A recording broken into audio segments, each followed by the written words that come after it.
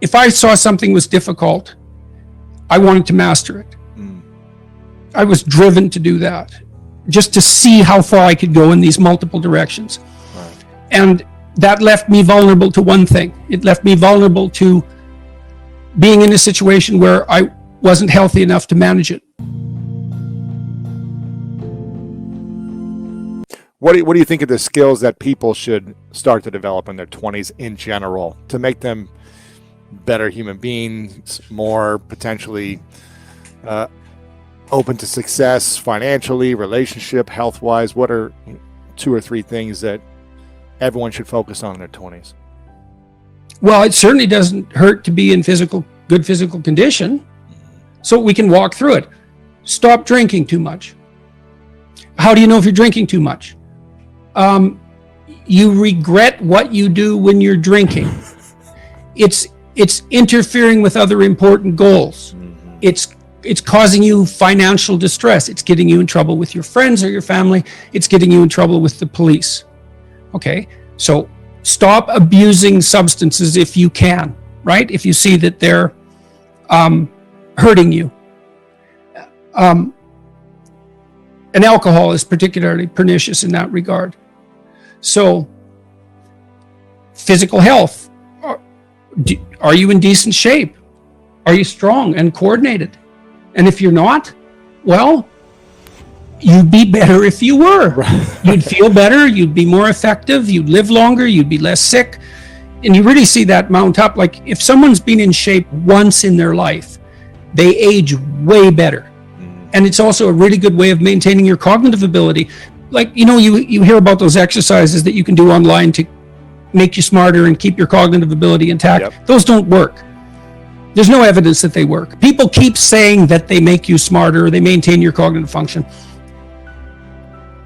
Psychologists have studied that for 50 years, hoping that one of those things will work. Trying all sorts of creative tacks, they don't work. Exercise works. Cardiovascular and weightlifting, you start to decline in your fluid intelligence at about the age of 25. And it's a linear trend downhill, and it can accelerate as you get older. It's just like this, quite ugly. If you exercise, you stave that off. So that's really useful. Maintain your relationships and foster them. So when I look at successful people, they're really good at something. They're reliable, right? You can count on their word. They're generous, and they have a wide connection network, which becomes more and more valuable as you get older. Yeah. So it's one advantage that older people really have over younger people. They have a connection network, and a connection network is huge. Well, you could be connected to 1,000 well-connected people. Okay, that means you are connected to the entire world. Right, it's unbelievably valuable. And that's one of the things that's so absolutely remarkable about the situation that I'm in right now. As far as one of the great benefits is I can contact pretty much anybody and they'll talk to me. It's like, really? That's so cool. I'm interested in infrastructure for reasons I won't get into, but I'm interested in infrastructure development. I think it's a good method of wealth transfer. It's a good solution to the problem of inequality and employment. I reached out to a leading expert on infrastructure last week to see if he'd talk to me. I thought, I don't know anything about infrastructure except that it's worn to a frazzle and we should do something about it. He agreed to talk. And having a connection network is of inestimable value. It's huge. Reliability, generosity, you can work on both of those. Philosophical sophistication, it's very useful because it orients you properly. You have a sophisticated sense of the world. You find, for example, that doing things for other people is actually more rewarding than virtually anything else you can do. Right. When you hear you should be of service to other people. Well, if you actually watch yourself, you pay attention to yourself, and you do something that helps someone else, and it genuinely helps them, I defy you to find another experience that is that satisfying. Mm-hmm. It's actually quite stunning how satisfying that is. And so that's a very useful thing to realize. And why is helping another person the most satisfying thing for probably most people if they're out of their ego of like, I want to buy more things to make me happy in this moment? Why is that such a satisfying thing for human beings? There's no better life strategy. I mean, imagine, I could give you a quick sort of technical example. So imagine I take two people and I say, okay, I'm going to give you $100 and you have to give some of it to the person right beside you. And they can either agree or disagree with the split, but if they disagree, you don't get anything. Okay, so a classical economist would say that the person should take the 100, offer the person next to them $1, and the person should accept it because why not? They get $1 instead of nothing. And that's the solution. But what happens is that if you don't offer that other person something close to 50-50, they're likely to tell you to go to hell. Yes. Yeah. And then you get nothing. You get nothing too. You think, well, why would people do that? Because they just reject $50 and who cares? And the answer is, well, we don't just play one game with other people. We play a repeating game. And so imagine we did this. So imagine it's a crowd and they're all watching you. And I offer you $100 and you have to share it with the person next to you. And you say, would you like to take $70? And the person says, well, I'm not sure that's fair to you, but if it's okay, yes. But then everyone else sees that. And now they all have an opportunity to pick who they're going to play with next. Well, you're not going to get picked last, are you? Remember what you told me? You didn't want to get picked last, right? I did not. Okay, so what you did was you turned yourself into an athlete. A machine. Okay. That was always going to get first. Okay, great. So, but imagine we expand that game. Yes. And we say, you want to be the person that everyone wants to play with. Yep. Well, then all you have in your whole life is invitations to play. Well, how are you going to be that person? Be productive, straightforward, generous. Make everyone else better around you, and they're going to want to play with you. Absolutely. So there you go. And then you get to play. Yeah, exactly. Well, how is that not the best possible deal?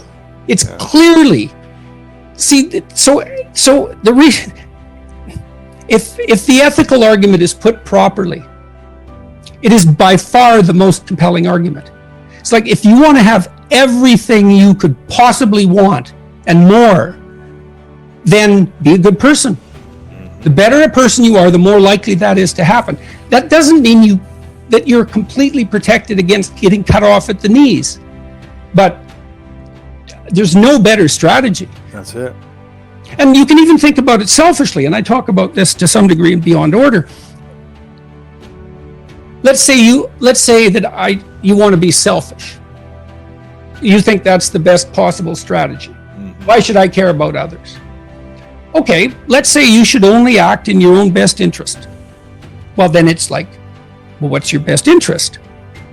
Well, what does interest mean and what does you mean? What's in your best interest? Your best interest. 3 mysteries. What's best, what's interest? Okay. Well, there's you. But you aren't just you right now. You're you, and you tomorrow, and you next week, and you next month, and you in 5 years, and you in 10 years, and you when you're a pensioner. You're a community of selves stretched across time. And so if you were enlightened and selfish, you would act in a manner that would benefit that entire community across time. And I don't think that's any different than acting on the best possible part for other people. I think they're the same problem. So I think as soon as human beings discovered the future, we were no longer singular individuals. We're instantly each a community. And then the community ethic prevails. And the community ethic is, I want to win in a way that makes you win. That's the best possible victory. If I win and no one else wins, then what's the point? Well, you think it's a zero-sum game. It's either you or me, or maybe I want the comparative status. But I would say even if you want the comparative status, let's say you're motivated by that. What would confer upon you, even hypothetically, more status than to be the most popular person while being chosen for games? I mean, you think about just think for a second about it, because it struck me, that biographical piece. Alfred Adler, who was the psychologist that I talked to you about earlier, he said one of his claims was that many people have a stark memory that sets the course for their life. That's true. A few moments, instance. Yeah. And you have exactly that. So Adlerian psychology would be of great interest to you, I suspect. Interesting. But partly, you see, what happened was you had a true revelation. You thought, if I'm being picked last, something is wrong. And that's absolutely right. It's unbelievably right. And you played it out first in the athletic domain, but you have to start somewhere. Right. So that's a good place to start. Yeah. Jocko was telling me when we talked this week,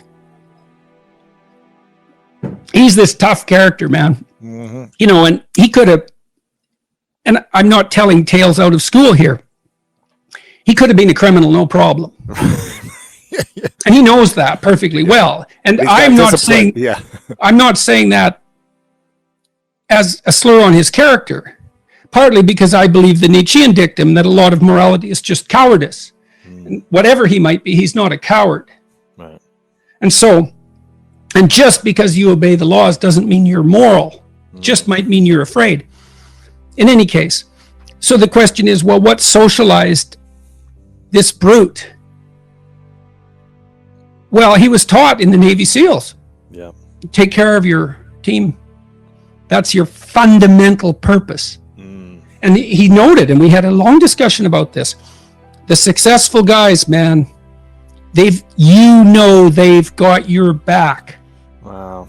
Right? That above all. Yeah, and if you aspire to a leadership position among those brutes, let's say, and you aren't someone they know to have your back, they're not following. You're not going to make it. Yeah. You're not going to make it. And so this is why the discussions of power that are so prevalent in modern culture bother me so much. It's like, you think male hierarchies are predicated on power? You really think that? They are when they've gone rotten. But when they're not rotten, that's not what they're predicated on at all. The capacity to exercise power, that's really important. You need that. It has to be part of you for you to be admirable. It's like you could be a badass son of a bitch.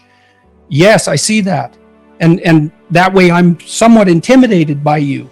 And that's actually a testament to your moral virtue, that you have enough force and power to be intimidating.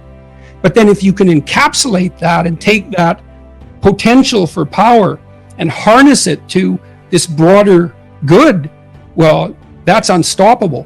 I could have had some leisure activities that I got good at. Music might have been good, that weren't so demanding. See, what I tried to do, if I saw something was difficult, I wanted to master it. I was driven to do that, just to see how far I could go in these multiple directions. Wow. And that left me vulnerable to one thing. It left me vulnerable to being in a situation where I wasn't healthy enough to manage it. So you think if you would have had these other leisure hobbies, things that you did for fun and play, you wouldn't be in potentially in this situation? Well, it would have been easier to get going again, that's for sure.